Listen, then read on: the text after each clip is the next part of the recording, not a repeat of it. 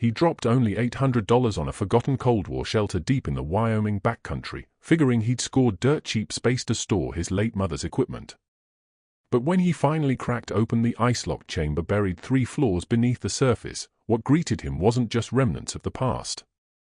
It was $190 million in bearer bonds, gold bars, and Cold War intelligence that dangerous forces had murdered to keep hidden. And now they were hunting him down. Before we jump into the story, hit that subscribe button because tomorrow we're dropping an incredible tale that's going to absolutely shock you. The November wind slashed across the Wyoming flatlands like shattered steel as Marcus Whitfield dragged another basket of clothes from his beat-up Honda.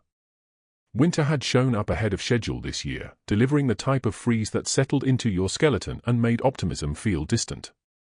He was 34, juggling 3 paychecks, and still barely scraping by. His daughter Sienna, 15 and shooting up fast, desperately needed proper winter footwear. His landlord had bumped up the monthly payment yet again, and the Honda's gearbox was making noises that screamed upcoming bills he had no way to cover. Marcus had worked as a paramedic before the clinic laid people off. These days he scrubbed homes from morning to afternoon, served tables at Bennett's Tavern 3 evenings weekly, and covered weekend hours at the fuel station off Route 9. Fatigue was his permanent state now, surviving on black coffee and sheer determination, powered by the deep love he carried for his daughter and the vow he'd spoken to his mother before she passed. His mother, Patricia Whitfield, had spent 37 years maintaining equipment at Warren Air Force Base. She'd taught Marcus everything about repairs, about resourcefulness, about pushing forward when the weight of life felt crushing. When she died 6 months back, she left him her workshop gear, her ancient pickup that barely started, and a scribbled message that read simply, "You're tougher than you realize, baby. Believe in yourself." He recalled those words every dawn when his alarm shrieked at 5 and his muscles begged for more rest. He remembered them when Sienna walked through the door from school silent and withdrawn because other kids mocked her thrift store wardrobe. He thought of them when he sorted loose change for food and fell short. That Thursday afternoon, Marcus sat wedged into the tiny back office at Bennett's Tavern on his break, thumb-scrolling his phone. He'd been researching storage locker costs, attempting to locate somewhere he could stash his mother's workshop gear now that his landlord declared they couldn't remain in the apartment complex's storage area any longer. Most facilities demanded $60 or $70 monthly, cash he absolutely didn't possess. Then something caught his eye, buried in a community marketplace post someone had reshared. Abandoned military shelter for sale, positioned 40 miles north of Cheyenne. Solid construction, 0 hookups, cash transaction only, $800 or make an offer. The listing had sat there for 3 weeks without a single response. Marcus studied the blurry images. A concrete entryway half swallowed by prairie weeds.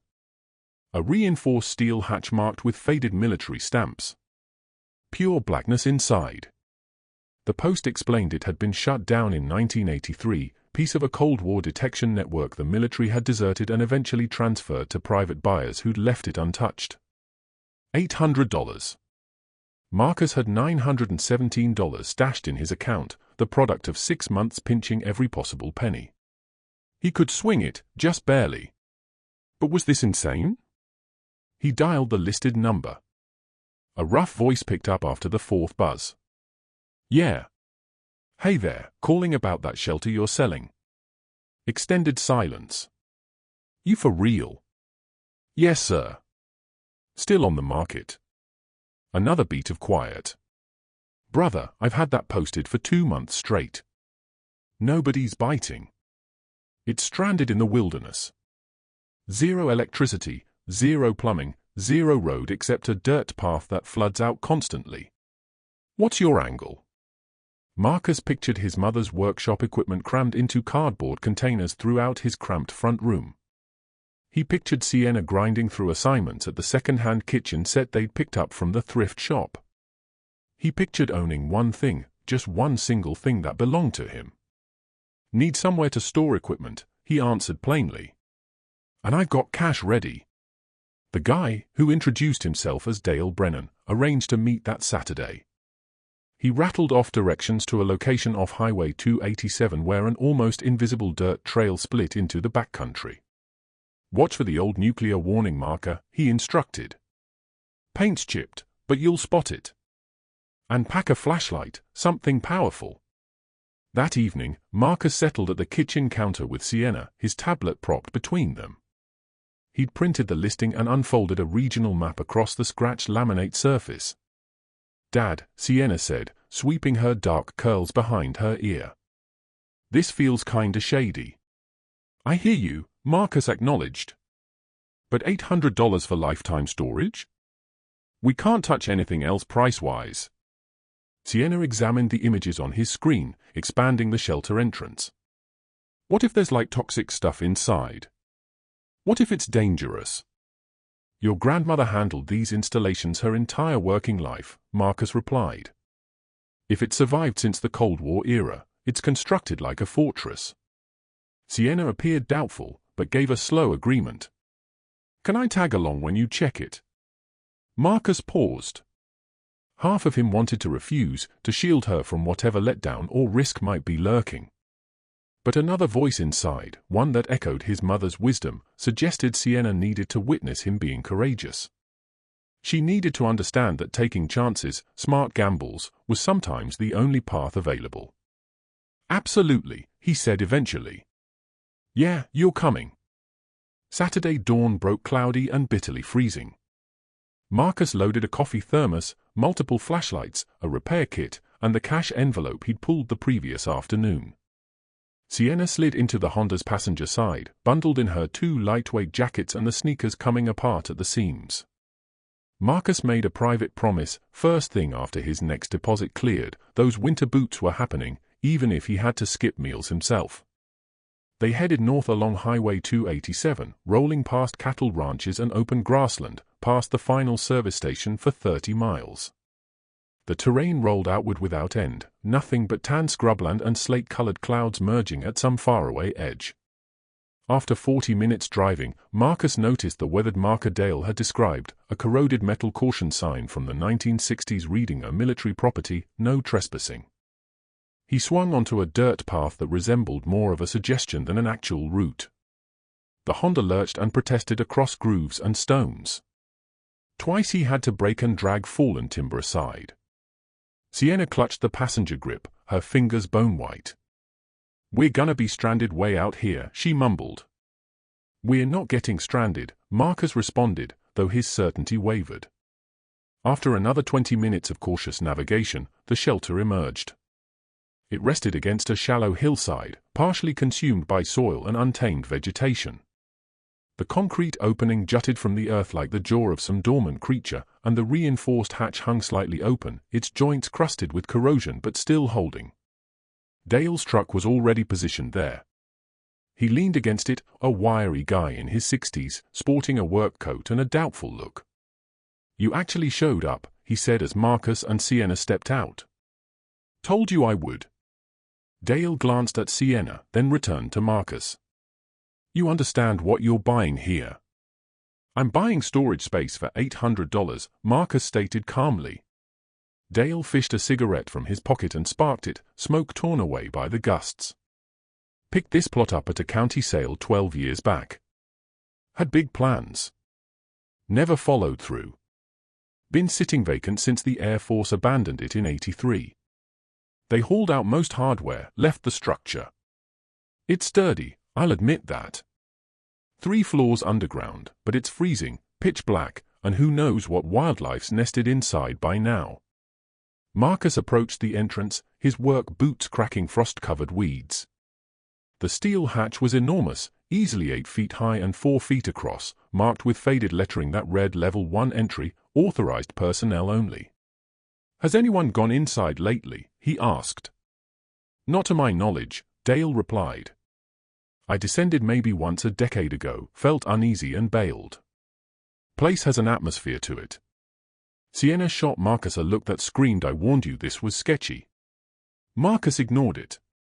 He grabbed the massive hatch's edge and hauled.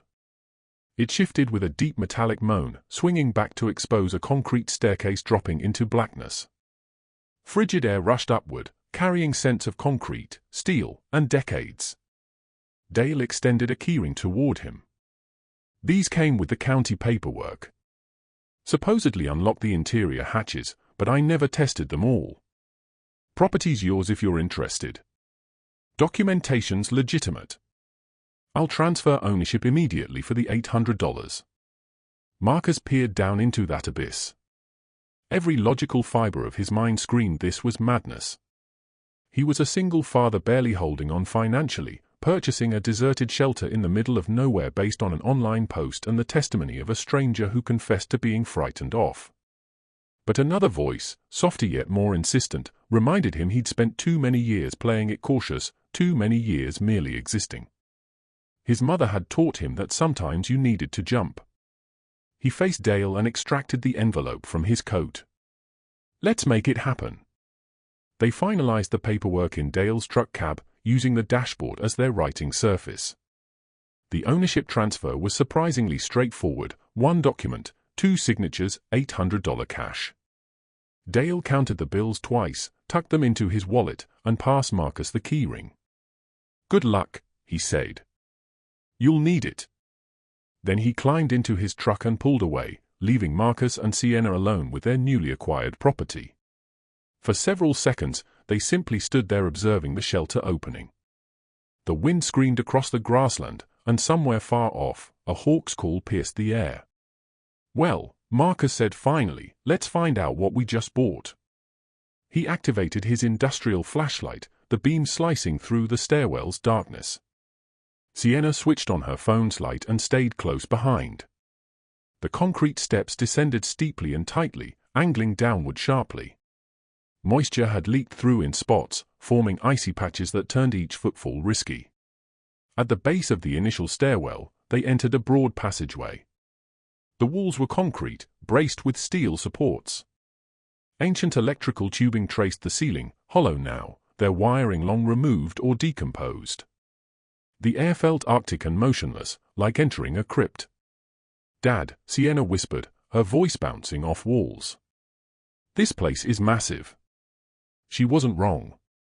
The passageway extended both ways with numerous doorways splitting off. Marcus swept his flashlight across the closest entrance. It was steel, labeled Surveillance Station A. He tested the handle, locked. He pulled out the keyring Dale had provided and cycled through several until one rotated.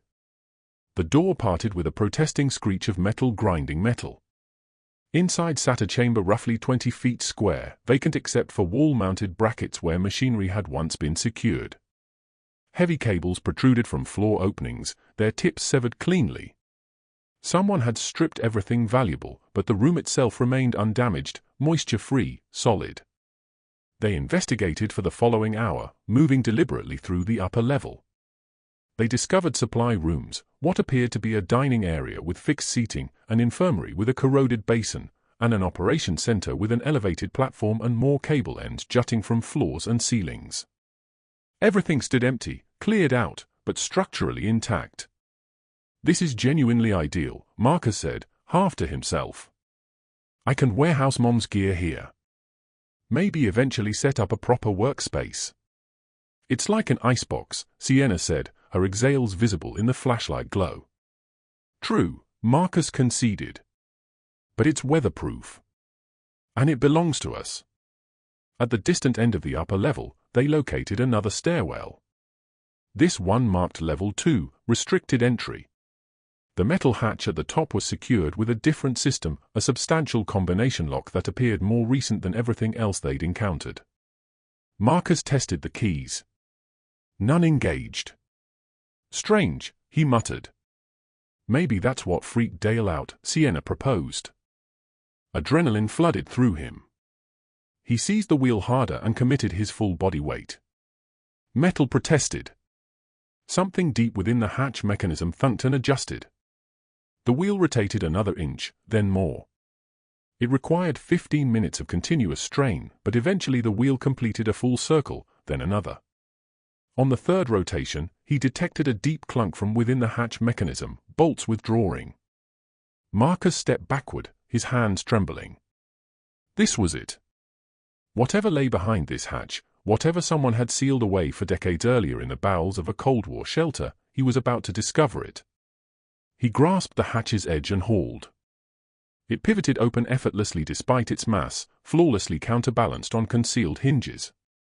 Beyond stretched darkness so absolute his flashlight appeared barely effective. He stepped through. The winter chamber was vast. His flashlight swept across a space easily 40 feet deep and 30 feet across. The ceiling featured reinforced concrete with steel support beams. The floor was covered with something. He moved closer. Containers. Dozens of wooden containers, all arranged methodically, all marked with stenciled military codes. But that wasn't what seized Marcus's attention and stopped his breath. In the chamber's center, positioned alone on an elevated platform, stood a colossal steel safe. Not a vault hatch, but an actual standing safe, the kind featured in old frontier films. It measured 6 feet tall, 4 feet across, and bristled with combination wheels and caution markings. Marcus approached it gradually, his flashlight beam tracing across its surface. Most labels had faded, but one remained readable: property of U.S. government, Emergency Reserve Protocol 9, authorized access level Apex. His hands quivered as he reached toward it. The metal felt so frigid his gloves adhered slightly. He withdrew and directed his light toward the containers instead, reading the stenciled inscriptions. Bearer Bonds, U.S. Treasury 1961. Gold Bars, Series 1952. Emergency Reserve Assets. Marcus's vision blurred. He braced himself against one of the containers, his brain refusing to process what confronted him. This couldn't be happening. This couldn't be genuine. He extracted his phone with shaking fingers and captured images. The containers, the safe, the chamber itself. Flash after flash lit the space, each photograph more unbelievable than the previous. Then he detected something that turned his blood to ice. Footsteps above him on level 1. Someone else had entered the shelter. Marcus extinguished his flashlight immediately, submerging himself in total blackness. He froze completely, breath held, ears straining. The footsteps moved methodically, deliberately searching. They amplified, approaching. Whoever was up there was advancing toward the stairwell to level 2. He faced 2 options: conceal himself in the winter chamber or attempt escape. If he hid, he'd be cornered. If he fled, he'd have to pass whoever was up there.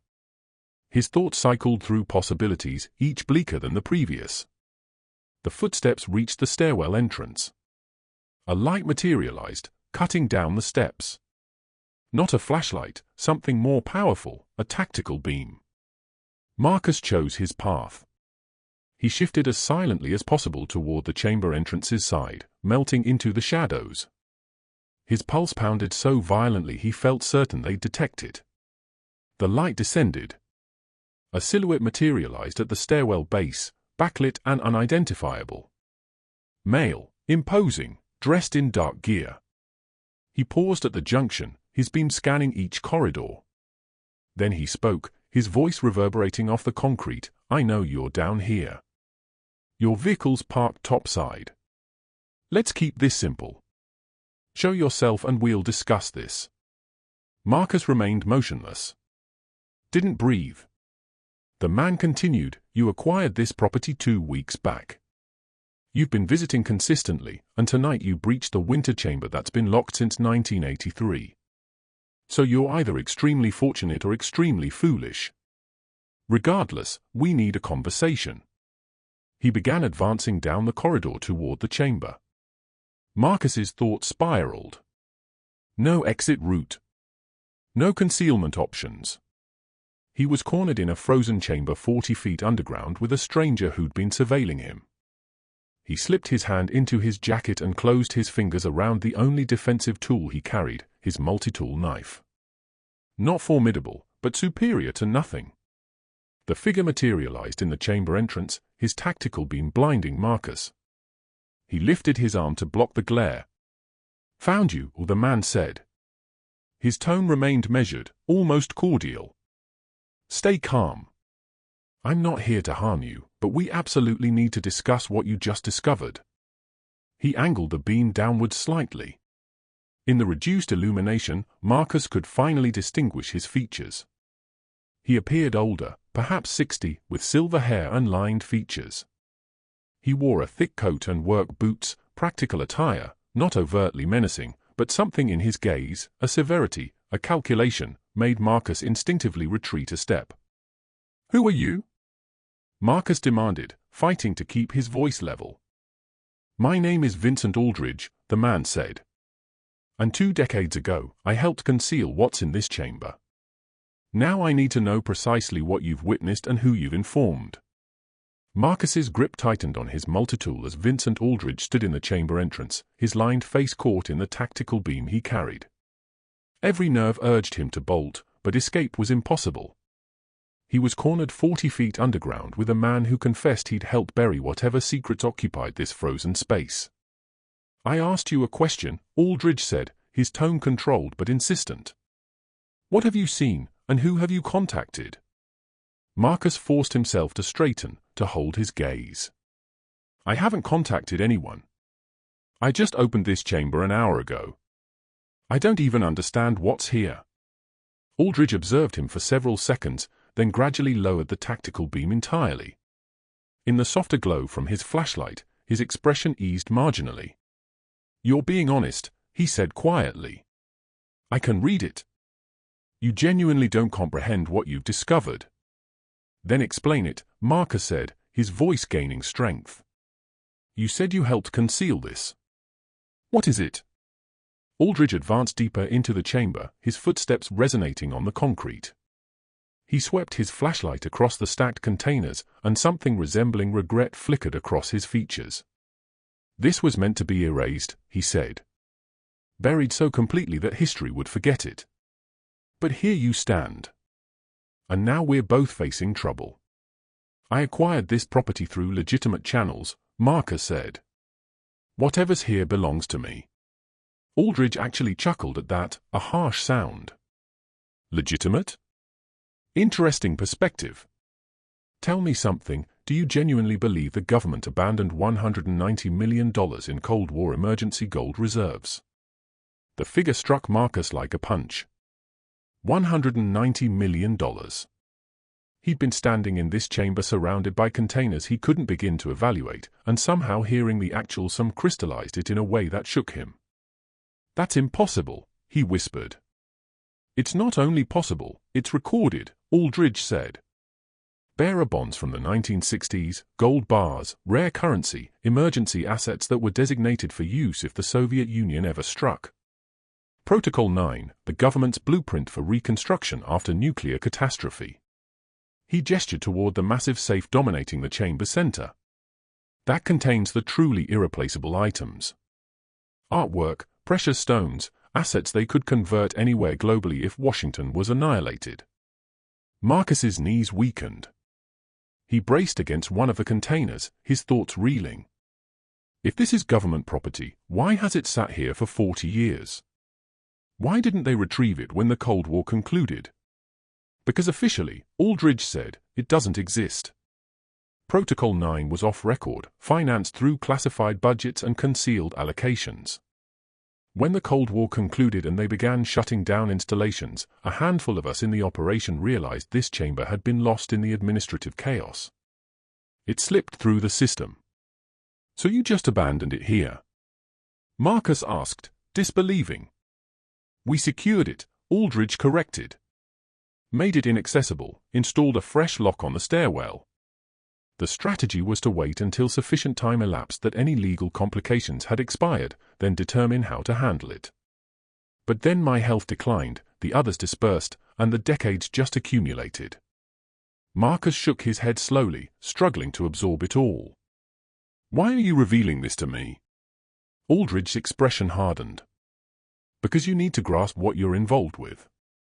There are individuals, influential individuals, who would stop at nothing to suppress this. If information spreads that you discovered this chamber, you won't merely have the government at your threshold. You'll attract private buyers, hired operatives, organized crime. Everyone who's ever heard whispers about Protocol 9 will come searching. Then I'll contact the authorities," Marcus said. "Surrender everything." Let them handle it. And report what? Aldridge asked. That you purchased a deserted shelter and uncovered hundreds of millions in missing government gold? They'll charge you with theft, seize the property, then bury the entire matter. You won't receive a cent, and you'll likely face federal charges while they investigate who knew what and when. Marcus felt the space constricting around him. This morning he'd been a single father juggling 3 paychecks and mounting debts. Now he stood in a frozen chamber, being informed he'd accidentally unearthed a fortune that could ruin him. What should I do? He asked quietly. Aldridge remained silent for an extended moment. Then he said, seal the chamber. Abandon this. Act as though you never discovered it. It's your only safe option. But even as the words hung there, Marcus knew he couldn't. He'd spent his existence playing cautiously, following instructions, staying invisible and accepting whatever life offered. And where had it brought him? Exhausting himself completely, watching his daughter wear donated clothing, rationing grocery money. No, he said firmly. I'm not abandoning this. Aldridge exhaled deeply, a sound of defeat. Then heaven help you, because you'll require it. But if you're proceeding, at least exercise caution. Don't return here solo. Don't reveal what you found until you've secured protection. And whatever you do, don't attempt moving anything until you fully understand what you're handling. He reached inside his coat and extracted a business card, extending it to Marcus. The paper showed where the printing faded. It read Vincent Aldridge, security consultant, with a phone number below. If you require assistance, he said, contact me. I'm too aged and exhausted to battle over this anymore. But I can at minimum guide you properly. Then he pivoted and exited the chamber, his footsteps reverberating up the stairwell until they vanished entirely. Marcus stood isolated in the frozen blackness, pulse racing, Aldridge's card gripped in his hand. He didn't depart the shelter until sunrise. He invested the remaining darkness hours systematically photographing every container, every marking, every feature of the chamber. Her phone storage maxed out, so she erased old images, applications, whatever created space. She captured everything, some primal intuition warning her that documentation might be her sole defense against total catastrophe. By the time she surfaced, the eastern horizon glowed amber. She sat in her Honda for an extended period, too agitated to drive, too frightened to process clearly. Eventually, she extracted her phone and called Sienna. She answered immediately, her voice groggy. Dad, where are you? You said you'd be back by 2 o'clock. I'm at the shelter, Marcus said. I need you to listen extremely carefully. Skip school today. Stay inside, secure the locks, and don't admit anyone except me. I'll clarify everything when I arrive. Dad, you're freaking me out. I know, sweetheart. I'm freaked out too, but I need you to trust me. Can you do that? Yeah, Sienna said, and he could detect her sitting upright, suddenly focused. Yeah, I can do that. Marcus drove home more aggressively than he should have, continuously monitoring his mirrors for vehicles that might be tailing him. His apartment appeared undisturbed, but he circled the neighborhood twice before parking, scanning for anything unusual. Sienna intercepted him at the entrance, her expression tense with concern. What happened? Marcus ushered her inside, engaged the deadbolt, and closed the blinds. Then he positioned her at the kitchen counter and revealed everything. He spoke softly, rapidly, displaying the images on his phone. With each photograph, Sienna's eyes widened further. When he concluded, she leaned back against the counter, stunned. Say something, Marcus urged. We're wealthy, Sienna whispered. Dad, we're actually wealthy. We're endangered, Marcus corrected. And we need assistance. Someone we can rely on. They both contemplated for a moment. Then Sienna said, What about Judith? Marcus's initial reaction was to dismiss it. Judith Palmer was his mother's longtime colleague from the base, a retired Air Force officer who'd worked alongside Patricia for 15 years. She was in her late 60s now, residing in a modest home on Cheyenne's outskirts, surviving on her pension and dedicating most days to restoring vintage motorcycles in her workshop. But as he reflected, he recognized Sienna was correct. If anyone could help them navigate this predicament, it was Judith. She comprehended military procedures, government operations, and she'd valued his mother like family. If Patricia had trusted her, Marcus could too. "All right," he said. "Let's visit Judith." They located her in her workshop, predictably, hunched over the motor of a 1974 Triumph. She glanced up as they approached, her lined face brightening into a smile that dissolved the instant she registered their expressions. "Marcus," she said, lowering her tool. "What's the matter?" Marcus surveyed the workshop, confirming they were isolated. Then he retrieved his phone and displayed the initial photograph of the winter chamber. Judith examined the screen for several seconds. Then very softly, she said, "Where was this taken?" "The shelter I purchased," Marcus said. "I need your guidance, Judith. I need someone who comprehends what this represents." Judith reviewed additional images, her expression intensifying with each one. Finally, she set the phone aside and locked eyes with Marcus. "You need to comprehend something. What you discovered, it's not merely wealth. It's proof of operations that were never meant to surface. The type of situation that makes people vanish." "I understand," Marcus said. "Someone already tracked me down last night. Said he helped conceal it." Judith stiffened. "Who?" "Vincent Aldridge. He gave me this." He handed over the business card. Judith examined it, her expression hardening. "Aldridge. I recognize that name. He was assigned to the closure team that dismantled numerous old Cold War installations. If he's entangled in this, it reaches further than I anticipated." She looked at Sienna, then returned to Marcus. "You have two options. Abandon this and hope they permit you to, or battle to claim what's rightfully yours. But if you battle, you need to prepare for how brutal it will become." "I'm not abandoning this," Marcus said resolutely. "But I need to understand how to shield myself.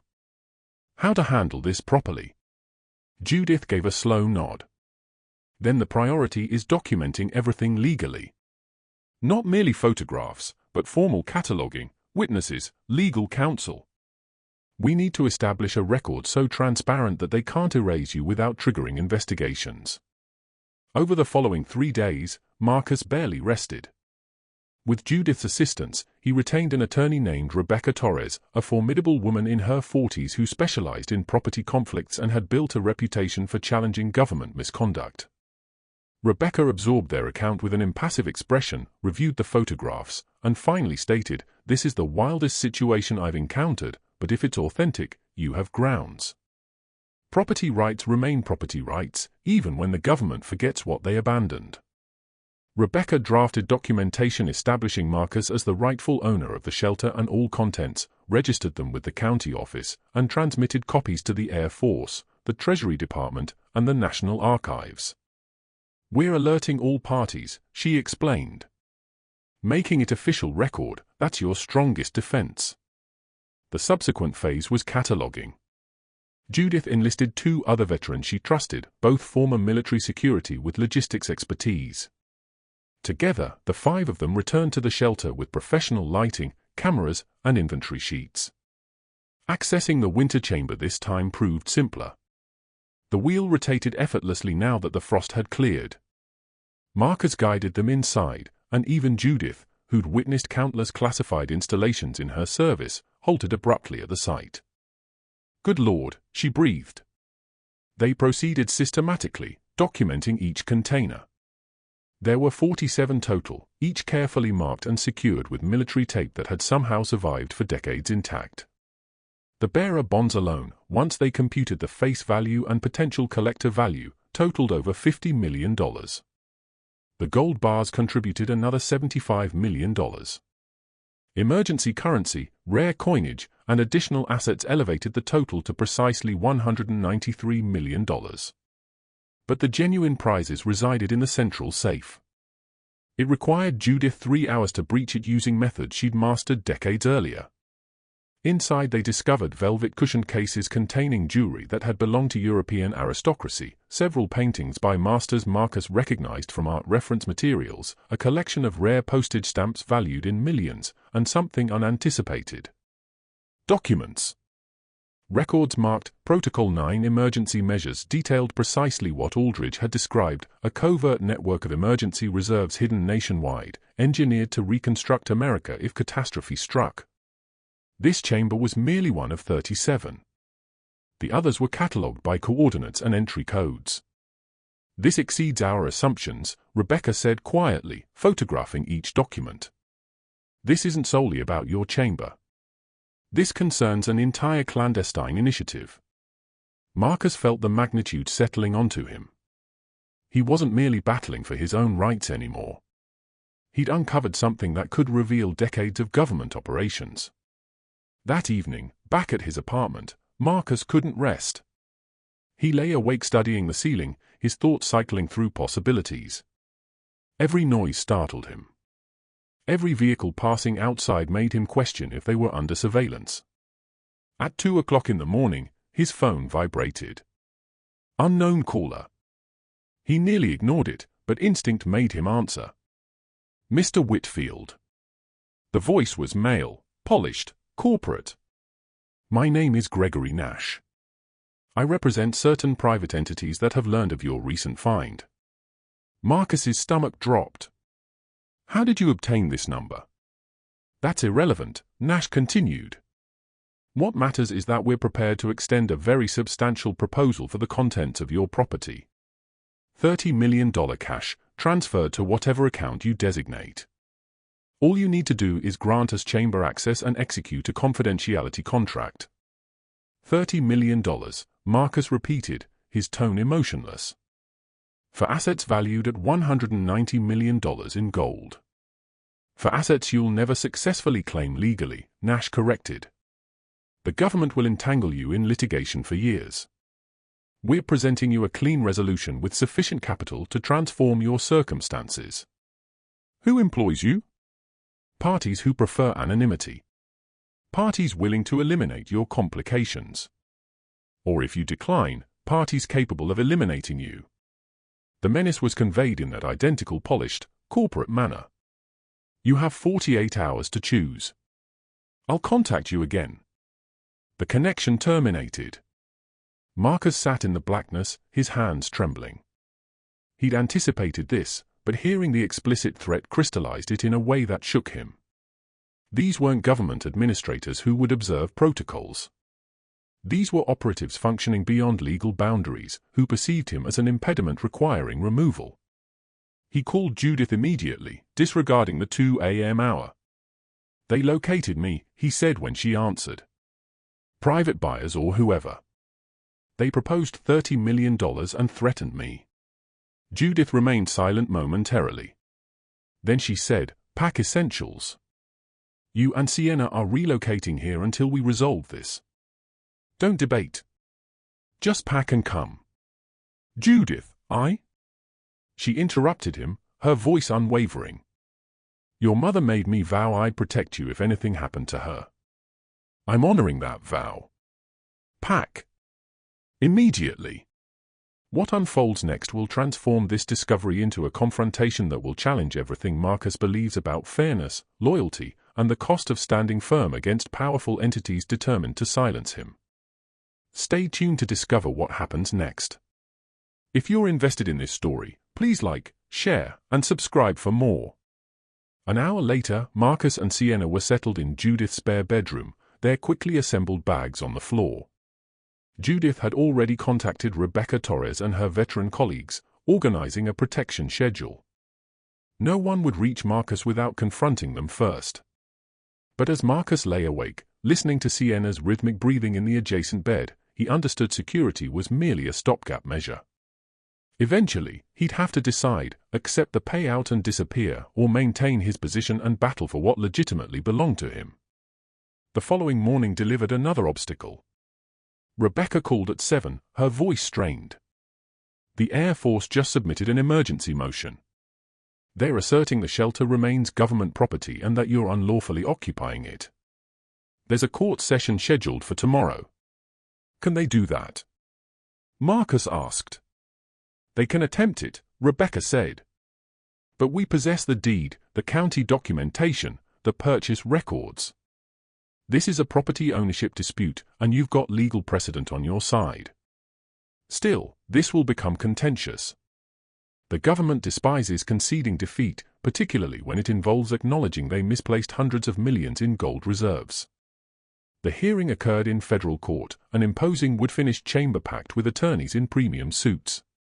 Marcus sat at a modest table with Rebecca, feeling distinctly uncomfortable in his best button-down from a department store.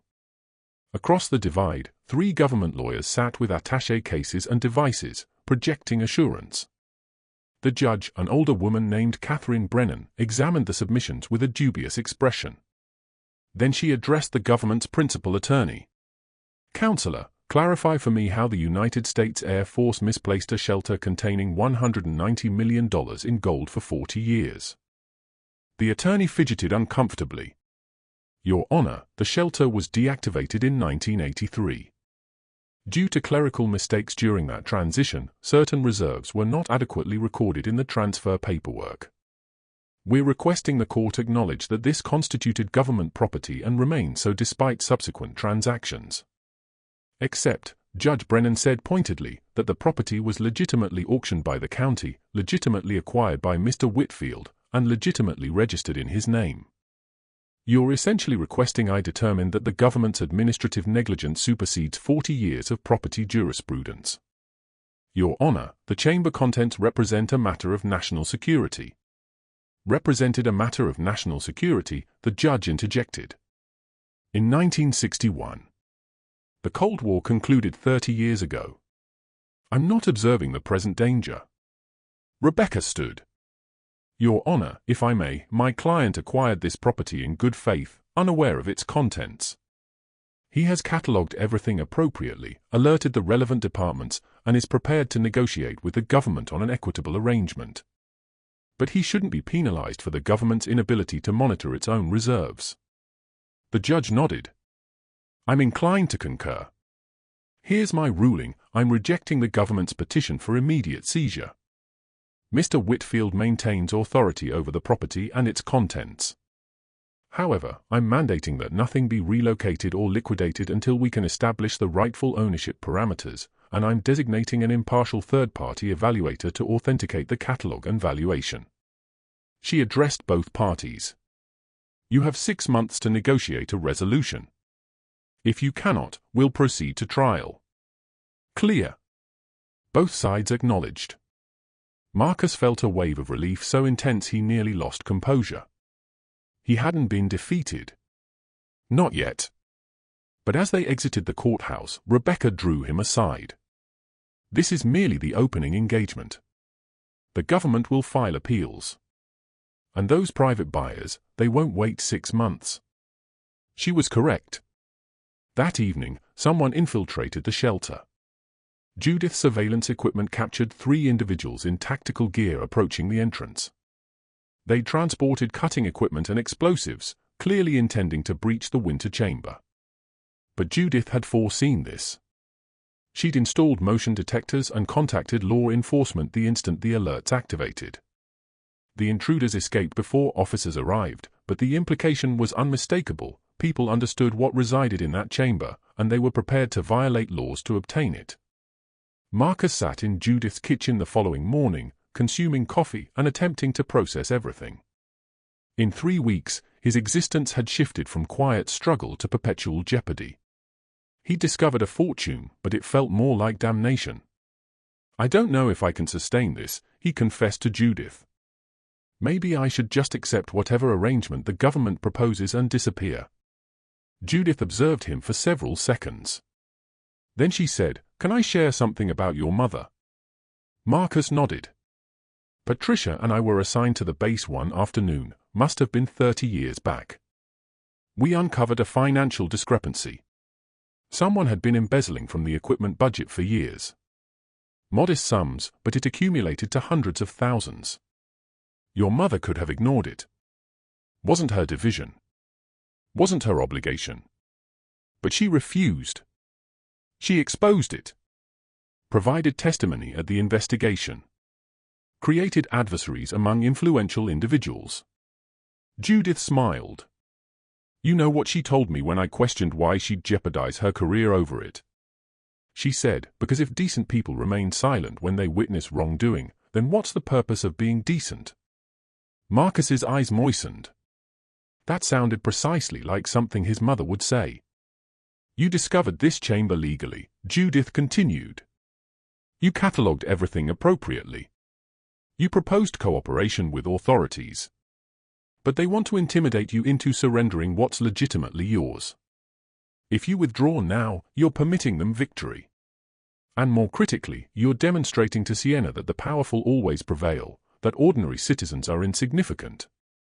Marcus glanced through the doorway to where Sienna sat completing assignments, her expression focused in concentration. She was observing this entire situation develop, absorbing lessons about bravery, principles, and self-advocacy. What would he be teaching her if he surrendered now? You're right, he said quietly. I'm not withdrawing. Good, Judith said. Then let's strategize how to prevail in this confrontation. The commitment to fight altered everything. Within 24 hours of the court session, federal operatives converged on the shelter. Not merely Air Force staff, but Treasury Department inspectors, FBI agents, and representatives from agencies Marcus had never encountered. They arrived in black SUVs, established a perimeter, and demanded chamber access. Rebecca Torres intercepted them at the entrance with copies of Judge Brennan's directive. My client has been granted legal jurisdiction over this property pending resolution of ownership disputes. You may not enter without his consent or a warrant. The supervising agent, a stern-featured man named Director Caldwell from Treasury, regarded Rebecca like she was a trivial nuisance. Ms. Torres, this concerns national security. The reserves in this chamber are property of the United States government. Then you should have maintained better custody of them, Rebecca countered. You had 40 years. My client has had 3 weeks and has already catalogued everything more comprehensively than you ever managed. Caldwell's expression hardened. We're prepared to extend Mr. Whitfield a discovery compensation, 10% of the evaluated worth.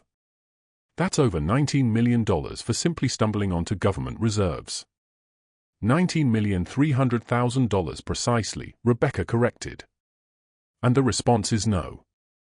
Mr. Whitfield owns this property and all contents. If the government wishes to negotiate, we're receptive to fair discussions, but we won't be intimidated or undervalued. The standoff persisted for 3 days. Federal operatives established surveillance outside the shelter. Local press discovered the situation, and suddenly journalists were bombarding Marcus's phone continuously, appearing at Judith's residence attempting interviews. The headline screamed, Single Father Discovers Cold War Gold Reserve and Hidden Millions Trigger Legal Confrontation. Marcus declined all interviews initially on Rebecca's guidance, but the publicity generated something unanticipated, solidarity. People in Cheyenne began recognizing him at the market, at service stations, offering words of support. Don't let them intimidate you, an elderly man told him at the hardware store. You discovered it legitimately. But not everyone rallied behind him. The community rapidly fractured into factions. Some perceived Marcus as a champion, an everyday citizen resisting government misconduct. Others viewed him as opportunistic, refusing to surrender what wasn't rightfully his. Heated debates erupted at community meetings, at religious gatherings, in online comment sections of regional news outlets. The strain was overwhelming. Marcus transitioned from obscurity to the epicenter of a controversy. Strangers formed judgments about his existence, his decisions, his integrity. Some applauded his resolve. Others branded him a criminal. One evening, Sienna returned home from school with a swollen eye. Marcus's stomach dropped when he noticed it. What happened? Sienna shrugged, attempting to appear unfazed. Some kids claimed you were stealing from taxpayers. Said we'd end up in prison. I corrected them. Things escalated physically. Marcus embraced her, his heart fracturing. This was precisely what he dreaded. His choice to fight wasn't solely impacting him anymore. It was harming Sienna, pulling her into a conflict she never chose. "Maybe we should abandon this," he whispered. "No," Daniel said firmly, pulling back to look at her. "Mom, no. Those kids are idiots. Everyone knows the government screwed up and lost this stuff. You didn't steal anything. You bought that bunker legally. But you're getting hurt." "So what?" Daniel interrupted, his voice stronger than she'd ever heard it. "You think Grandpa Raymond never got hurt standing up for what was right? You think he quit the first time things got hard?" Maya stared at her son, seeing suddenly not a boy but a young man who understood far more than she'd given him credit for. "This matters, Mom," Daniel continued. "Not just the money, but what it means. If you back down, you're telling everyone that if you're powerful enough, you can take whatever you want from regular people. That we don't matter. That we should just accept whatever scraps they give us." He touched the bruise around his eye. "This will heal. But teaching me to give up when things get tough? That would hurt way worse." Maya felt tears streaming down her face. Her son, her beautiful, brave son, was right. "Okay," she said. "Okay, we keep fighting." The next morning, Maya made a decision that would change the entire trajectory of the battle. Against Sarah's advice, she agreed to a televised interview with a national news network. The interview took place in Marcus's living room, cameras and lights transforming the modest space into a studio. The journalist, a woman named Christine Park, had a reputation for tough but fair questioning. "Miss Rodriguez," Christine began, "critics say you're refusing to return government property. That you're essentially profiting from a bureaucratic error. What's your response?" Maya took a deep breath. "I bought that bunker legally. I paid $800 for property the government abandoned and forgot about for 40 years. I documented everything I found. I notified every appropriate authority. I've offered to negotiate. But I'm not going to be bullied into giving up what's legally mine just because powerful people made mistakes and don't want to admit it. But $240 million, isn't that an extraordinary windfall for an $800 investment?" "It would be," Maya agreed, "if I'd been trying to exploit a loophole or cheat anyone. But I wasn't. I was looking for storage space I could afford. I found something I never expected, and now I'm being punished for the government's incompetence." She leaned forward, speaking directly to the camera. "I'm a single mother. I work 3 jobs. Before this, I was counting pennies to buy groceries. I'm not some criminal mastermind. I'm just someone who took a chance on abandoned property and found something incredible. And I think I have just as much right to benefit from that discovery as anyone else." The interview went viral within hours. Millions of people watched Maya's calm, articulate defense of her position. Social media exploded with support. Hashtags like #MayasFight and #FairnessMatters trended nationally. But the interview also intensified the opposition. Within 48 hours, the government filed additional legal motions. Treasury Department officials held press conferences arguing that national security concerns required immediate seizure of the assets. Conservative commentators called Maya greedy and unpatriotic. And then, Thomas Garrett called again. "Miss Rodriguez," his smooth voice said, "you're making this much harder than it needs to be. Our offer has dropped to $15 million. Keep pushing, and it'll keep dropping until we're offering nothing." "Then offer nothing," Maya said, surprised by her own steadiness. "I'm not for sale."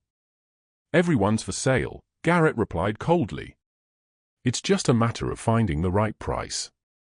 Or the right pressure point." The line went dead. That night, someone slashed the tires on Maya's Civic. The next day, someone spray-painted "thief" across Marcus's garage door. The harassment was escalating, becoming more personal, more threatening. Sarah filed for police protection, but the local department was overwhelmed and understaffed. The best they could offer was increased patrols in Marcus's neighborhood. "We need to escalate this," Sarah said during an emergency strategy meeting. Take it to the media even more aggressively. Make you so visible that they can't hurt you without massive public backlash. Over the next 2 weeks, Maya became the face of a movement she never intended to start. She appeared on talk shows, gave interviews to major newspapers, spoke at rallies organized by property rights advocates and anti-government overreach groups. Her story resonated with millions of Americans who felt powerless against large institutions, who'd experienced their own battles with bureaucratic indifference and governmental heavy-handedness. Support poured in from unexpected places. A crowdfunding campaign to help with her legal fees raised over $2 million in days. Pro bono lawyers from prestigious firms offered their services. Legal scholars wrote op-eds defending her position. But as Maya's public profile grew, so did the danger. One afternoon, as she left a television studio in Helena, a car tried to run her off the road. Only Marcus's defensive driving, he'd insisted on accompanying her everywhere, prevented a serious accident. "This is getting out of control," Marcus said grimly as they pulled into a police station to file a report. "We need to consider protective custody." "No," Maya said. "That's exactly what they want. To isolate me. Make me disappear from public view. As long as I'm visible, I'm safer." She was right, but the toll was devastating. Maya barely slept anymore. She'd lost weight. Dark circles had formed under her eyes. Daniel was withdrawn and anxious despite his brave face. And through it all, the legal battle ground forward with agonizing slowness. The neutral assessor appointed by Judge Valdez confirmed Maya's inventory. The vault contained exactly what she'd documented, $243 million in Cold War-era assets, perfectly preserved and legally abandoned by the government. But the government appealed Judge Valdez's initial ruling. The case moved to the Ninth Circuit Court of Appeals, where it would sit for months waiting for a hearing date. Meanwhile, the 6-month deadline for reaching a settlement approached. Neither side was willing to compromise. The government insisted on full return of all assets with only a minimal finder's fee. Maya, backed by Sarah and a growing team of legal experts, demanded recognition of her full ownership rights. 3 weeks before the settlement deadline, something unexpected happened. Richard Coleman, the man who'd found Maya in the vault that first night, reached out through a cryptic message delivered to Sarah's office. A sealed envelope, hand-delivered by courier, containing a single-typed note. "They're planning something for the settlement deadline. You need insurance. Meet me where it started." Maya recognized the location immediately, the bunker. Against everyone's advice, Sarah, Marcus, even Daniel, Maya went. She arrived at midnight, alone, carrying nothing but a flashlight and Coleman's business card. Coleman was waiting inside, standing in the vault entrance. He looked older than before, worn down, almost fragile. "You're either very brave or very foolish," he said. "I haven't decided which." "You said they're planning something," Maya replied. "Tell me." Coleman handed her a thumb drive. Copies of the original Protocol 7 documents. The real ones, not the sanitized versions in your vault. These show exactly who authorized the program, how it was funded, and most importantly, who's been trying to access these vaults illegally for years. Maya's hand closed around the drive. "Why are you giving me this?" "Because I'm dying," Coleman said simply. "Cancer. 6 months, maybe less. And I'm tired of carrying secrets for people who don't deserve protection." He met her eyes. "There are powerful people, in government, in private industry, who've known about these vaults for decades. They've been trying to access them quietly, planning to divide the contents among themselves once enough time passed that no one would notice or care.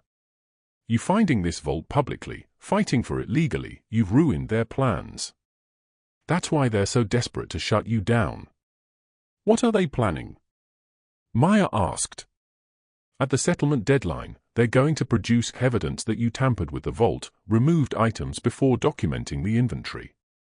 They've got people ready to testify, documents ready to file. They'll claim you're hiding millions, that you can't be trusted. It'll be enough to turn public opinion, maybe enough to convince Judge Valdez to reverse her ruling." Maya felt cold spreading through her chest. How do I stop it? Coleman gestured to the thumb drive. Those documents prove the vault's been monitored by private interests for years. There are access logs, surveillance reports, communications between officials who should have reported this to proper authorities but didn't. Release those, and you expose everyone involved in the cover-up. They won't dare move against you if it means their own exposure. But if I release this, won't it hurt you too? Coleman smiled sadly. I told you. I'm dying anyway. And I'd rather die knowing I finally did the right thing. He turned to leave, then paused. Your father would be proud of you. Raymond was one of the good ones. He'd want you to finish this fight. Then he walked out, disappearing into the darkness. Maya stood alone in the vault, holding the thumb drive that might save her, or destroy everything. She had a choice to make. Use Coleman's information and expose decades of corruption, making enemies of some of the most powerful people in the country. Or stay quiet, fight the legal battle on its existing terms, and risk losing everything to manufactured evidence and coordinated lies. As she stood there, surrounded by millions in forgotten treasures, Maya thought about her father. About Daniel. About all the people watching her story, hoping she'd prove that ordinary citizens could still win against overwhelming power. She thought about what kind of world she wanted her son to inherit. One where the powerful always won, where playing it safe was the only option. Or one where standing up for what's right, even when it's terrifying, still mattered? Maya's hand tightened around the thumb drive. She knew what she had to do. The question was, would she survive doing it? This isn't worth you getting injured, Marcus said softly. Sienna pulled away, her uninjured eye blazing. No, Dad. You're doing what's right. Those kids, they're just echoing what their parents say. But you taught me to defend myself, to not let people walk over me. You can't quit now. Judith, who'd been observing from the doorway, nodded with approval. The girls got more backbone than half the grown-ups in this community. But the strain kept intensifying. 2 days later, Marcus's Honda refused to start. When Judith inspected under the hood, she discovered the fuel line had been severed. A warning. The following day, someone spray-painted "criminal" across the front of Judith's workshop. The intimidation was escalating. Rebecca filed for police protection. But the local sheriff, a man named Patterson who'd been elected with backing from the business establishment, seemed underwhelming in his response. Mr. Whitfield, you've made yourself an extremely visible target. Perhaps if you weren't battling so aggressively over reserves that aren't yours, people wouldn't be so hostile. So you're holding me responsible for being vandalized? Marcus asked, stunned. Patterson shrugged. I'm suggesting choices have repercussions. You want my opinion? Accept whatever arrangement the government extends and continue with your existence. Judith advanced, her voice icy. Your obligation is to safeguard residents, not counsel them on surrendering their constitutional rights. If you can't fulfill your duty, perhaps we need to contact the state authorities. Patterson's expression flushed, but he retreated. Still, the implication was unmistakable. Marcus couldn't rely on local law enforcement. That evening, Gregory Nash called again. His voice maintained its polish, its professionalism, but a sharpness had emerged.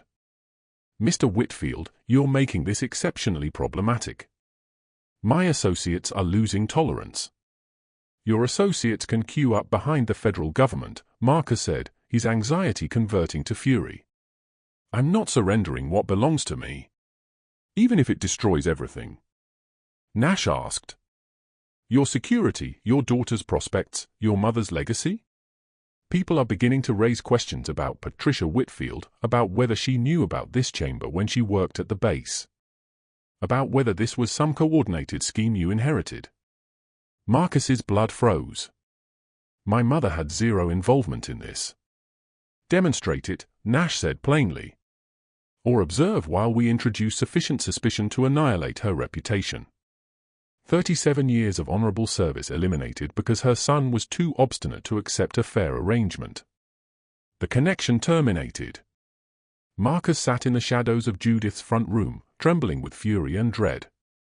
They were targeting his mother's memory now. Patricia Whitfield had been the most ethical, upstanding person he'd ever known. The notion of her name being sullied, of fabrications being circulated about her, was nearly unbearable. He contacted Rebecca immediately. "They're threatening to defame my mother." "Can they actually do that?" "They can attempt it," Rebecca said grimly. "But here's the reality about character assassinations: they only succeed if there's substance to discover. Your mother's service documentation is impeccable. I reviewed it. 37 years, not a single violation, multiple honors. They can circulate gossip, but they cannot manufacture proof." "But gossip alone can devastate a reputation," Marcus said. "Which is precisely why we take the offensive," Rebecca said. "I believe it's time you granted an interview. Share your account. Allow people to perceive you as an individual, not merely a controversy. Make it more challenging for them to vilify you." Marcus hesitated.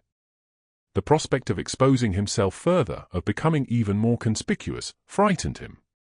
But Rebecca was correct. Remaining silent was permitting others to shape the story. "All right," he said finally. "Arrange it." 2 days later, Marcus sat across from Kevin Morris, a journalist for the Cheyenne Herald who'd been documenting the situation from its inception. Kevin's standing was solid, rigorous but equitable, more invested in accuracy than sensationalism. "Tell me how this began," Kevin said, his recording device positioned between them on Judith's kitchen counter. Marcus inhaled deeply and started. He discussed his mother's passing, about juggling 3 occupations to provide for Sienna, about discovering the shelter listing and perceiving it as an opportunity to possess something of his own. He described uncovering the winter chamber, the initial astonishment, the alarm when Vincent Aldridge materialized. He discussed attempting to handle everything lawfully, about alerting agencies, about being prepared to cooperate with the government. "So why not simply accept their proposal?" Kevin asked. $19 million is transformative capital. "Because it's not about the capital," Marcus said. And he recognized as he articulated it that it was accurate. "It's about integrity. I purchased this property legitimately. I discovered something that had been deserted and disregarded. And rather than collaborating with me, the government is attempting to intimidate me into relinquishing my rights. If they can accomplish it to me, they can accomplish it to anyone. Some individuals claim you're being opportunistic, that you should be thankful for any proposal whatsoever." Marcus locked eyes with Kevin. Those identical individuals, if they discovered something valuable on property they possessed, would they simply surrender it? Or would they battle for what's legitimately theirs? "I'm a single father who's labored my entire existence and never received a break. For once, I've discovered something that could alter my daughter's trajectory. I'm not relinquishing that without resistance." The interview published on the front page 3 days later. The reaction was immediate and massive. Marcus's phone erupted with messages. Some were encouraging, applauding his bravery. Others were malicious, insulting him, threatening him. But the current of public sentiment began shifting. More individuals started perceiving him as an underdog, battling a system engineered to overwhelm ordinary citizens. Local establishments started posting signs, "We support Marcus and property rights matter." A group of veterans, colleagues of Judith and his mother, appeared at the shelter to establish a civilian protection detail. They erected tents, transported coffee and provisions, and communicated clearly that anyone attempting to intimidate Marcus would have to confront them first. The federal government, evidently surprised by the public backing, modified strategies. Instead of aggressive positioning, they requested a private conference. Marcus, Rebecca, and Judith sat across a meeting table from Director Caldwell and 2 additional officials in a sterile office at the federal complex. "Let's discuss this rationally," Caldwell began. "The government acknowledges that this situation is complex. We're prepared to extend a more substantial settlement, $60 million, and we'll release a public declaration clearing your mother's name of any misconduct." "You mean clearing her of fabricated allegations you were planning to manufacture?" Rebecca said sharply. Caldwell had the decency to appear uncomfortable. We're attempting to identify a resolution that serves everyone. Then acknowledge Mr. Whitfield's legal ownership and negotiate an equitable division of the reserves, Rebecca countered. He's entitled to at least $95 million. That's our opening position. Caldwell actually chuckled. You cannot be genuine. Completely genuine, Rebecca said. Your own negligence generated this predicament. My client executed everything correctly. He deserves to profit from your incompetence. The negotiations deteriorated rapidly after that. But the public conference had accomplished something. It demonstrated that the government was anxious. They wouldn't be negotiating whatsoever if they were assured in their legal standing. That evening, Vincent Aldridge called Marcus directly. He nearly ignored it, but instinct made him answer. You're creating disturbances, Aldridge said, his voice weary. I thought I should caution you. There are additional parties entangled in this. Parties I never mentioned. What do you mean? The Protocol 9 initiative, it wasn't solely about emergency reserves. It was also about contingency financing for operations that couldn't proceed through standard channels. Covert missions, intelligence activities, things that needed to remain concealed. Marcus's stomach clenched. What are you telling me? I'm telling you some of the gold in that chamber was designated for operations in Southeast Asia, Eastern Europe, locations where the U.S. government was executing actions they couldn't acknowledge publicly. And the individuals who directed those operations, some of them are still breathing, still influential, still lethal. They're not going to permit a single father from Wyoming to expose secrets that could incarcerate them.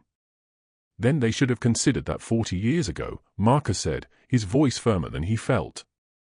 Mr. Whitfield, you're courageous. Perhaps excessively courageous. Just protect yourself. And whatever you do, don't trust anyone who presents you an effortless escape. That doesn't exist anymore. The call terminated, leaving Marcus more disturbed than ever. He'd assumed this concerned misplaced emergency funding. Now Aldridge was suggesting it connected to illegal clandestine operations, to offenses committed under the banner of national security. He summoned an emergency meeting with Rebecca, Judith, and the two other veterans who'd been assisting with protection, a reserved man named Owen and an astute woman named Claire who'd served in military intelligence. Aldridge claims the chamber gold was linked to black operations, Marcus explained. Illegal missions that people want to keep suppressed. Claire leaned in, her expression grave. That's logical. Protocol 9 was a comprehensive classification. It could indicate emergency reserves, but it could also signify financing that needed to vanish from records. If some of that gold funded operations that breached international law, there are individuals who will do anything to maintain silence. So what's our move? Sienna asked. He'd been seated silently in the corner, but now he contributed.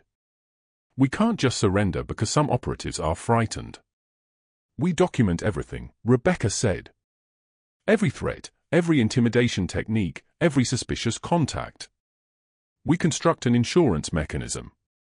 If anything happens to Marcus, if he suddenly decides to settle, if he vanishes, everything becomes public, the threats, the records, the proof of black operations. We make it more hazardous for them to harm him than to ignore him. That's called a dead man's switch, Claire said approvingly. I can help establish that. Multiple backups, multiple sites, automatic disclosure triggers. It's how whistleblowers safeguard themselves. Over the following week, they constructed Marcus's insurance mechanism. Rebecca prepared comprehensive statements. Claire configured encrypted file repositories with instructions for automatic disclosure if Marcus missed weekly confirmations. Owen and Judith contacted journalists they trusted, supplying background material with the understanding they'd publish everything if Marcus was injured. It was draining, vigilant work, but it was essential, because the threats persisted. Someone deposited a dead raven on Judith's doorstep with a message, "Withdraw or your granddaughter is next." Marcus discovered his apartment ransacked, though nothing was actually removed, just demolished. His few photographs of his mother were ripped apart, his clothes shredded, Sienna's tablet destroyed. The implication was unmistakable: we can access you anywhere. The local police documented statements but made 0 arrests. Sheriff Patterson suggested again that Marcus was provoking this himself. Judith, exasperated, contacted the FBI. But the agent who responded seemed more invested in the chamber than in protecting Marcus. He posed detailed questions about the contents, about who else had knowledge, about where the documentation was secured. He didn't inquire about the threats whatsoever. "He's not here to assist," Claire said after the agent departed. "He's here to collect intelligence for whoever's manipulating things in Washington." The vigilance was becoming all-consuming. Marcus couldn't rest, couldn't eat, couldn't focus on anything except the threats and the strain and the perpetual anxiety that something catastrophic was about to happen to Sienna. Finally, Judith sat him down and said, "You need to decide. Genuinely decide. Not based on principle or obstinacy or what's equitable, based on what you can actually endure. Because this is only going to intensify before it improves. Can you handle that? Can you subject Sienna to that?" Marcus looked at his daughter, who was completing assignments at the kitchen counter, her face still marked from the altercation at school. She was 15 years old and already tougher than any kid should have to be, forced to mature rapidly because her father was engaged in a confrontation with forces they barely comprehended. "Sienna," he called gently. "Can you come here?" She set down her pen and joined them. Marcus took her hands. "I need to know your thoughts," he said. "Genuinely think. Not what you believe I want to hear, but what you actually feel. Should I continue fighting, or should I accept whatever arrangement they propose and extract us from this?" Sienna was silent for an extended moment, her dark eyes earnest.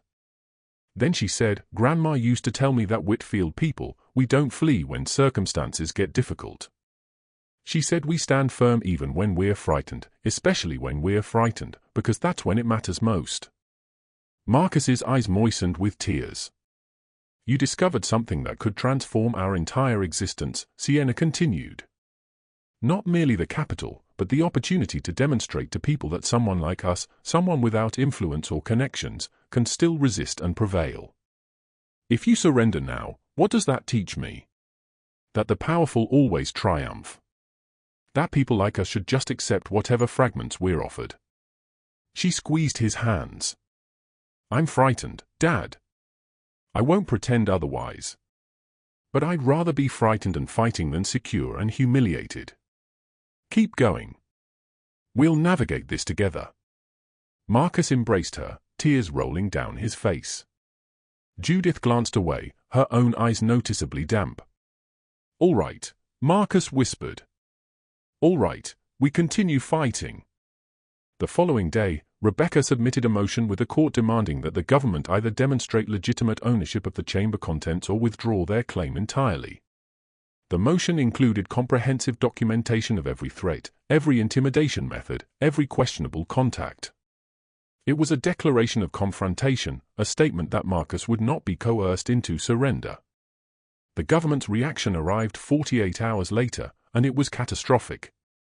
They filed a criminal accusation against Marcus, alleging that he'd removed classified records from the chamber and was attempting to extort the government by threatening to disclose them. The penalty for such charges could be 20 years in federal custody. Rebecca immediately identified it as an intimidation strategy. "They possess 0 evidence because you didn't remove anything. But they're betting on the terror of prosecution to make you capitulate. Don't grant them the gratification." But the accusation had ramifications.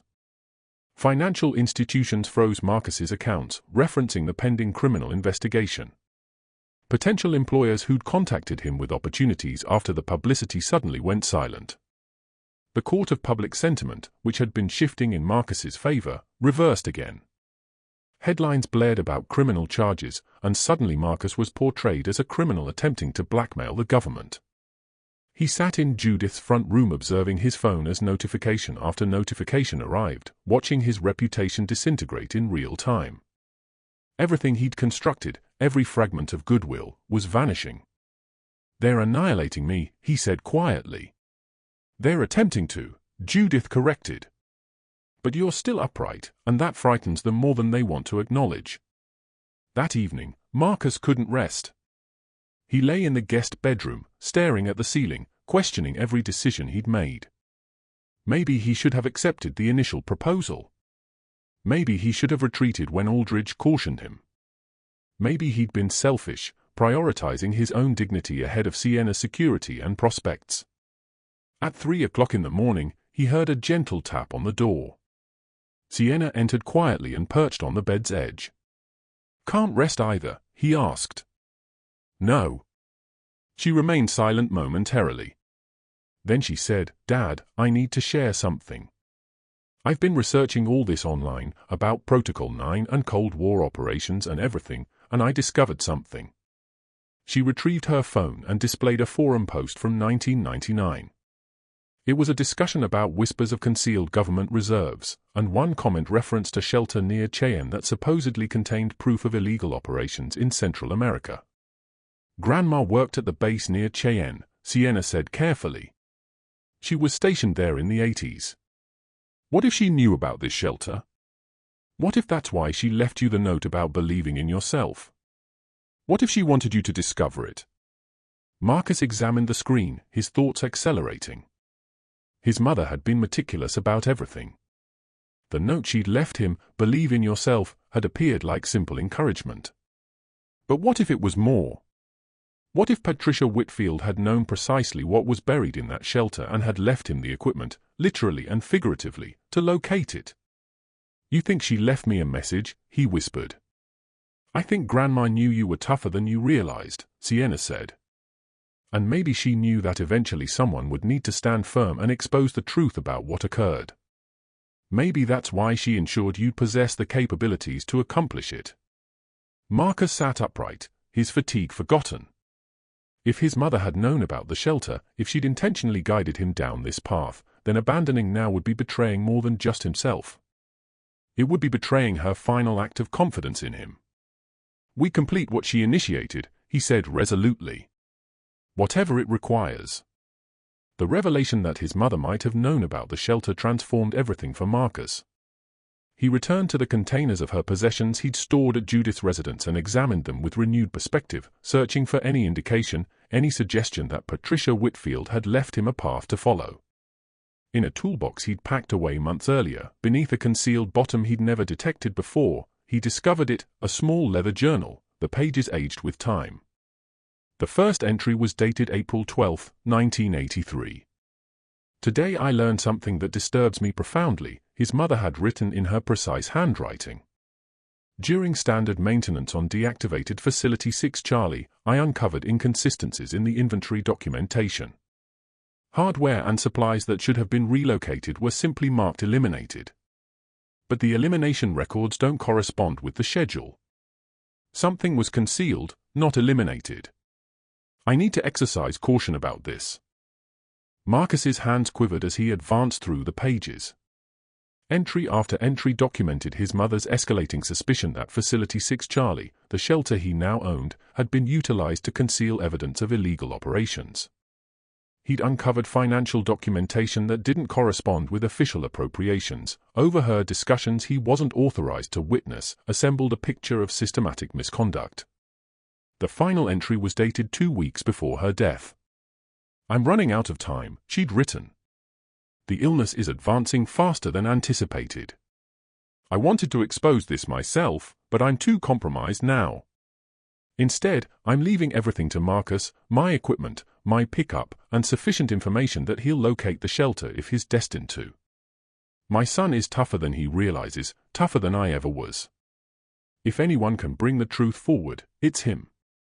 I'm entrusting him with this responsibility because I know he'll do what's righteous. Even when it's difficult, especially when it's difficult. Forgive me, baby, for leaving you this confrontation, but I believe in you." Marcus closed the journal, tears cascading down his face. His mother hadn't merely left him equipment and property, she'd left him a mission, trusting that he'd possess the bravery to complete what she'd initiated. The weight of that trust was immense, but it was also empowering.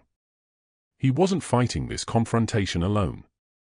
He was honoring his mother's final intention. He presented the journal to Rebecca, who immediately grasped its importance. "This is proof that the government actively suppressed information about the shelter.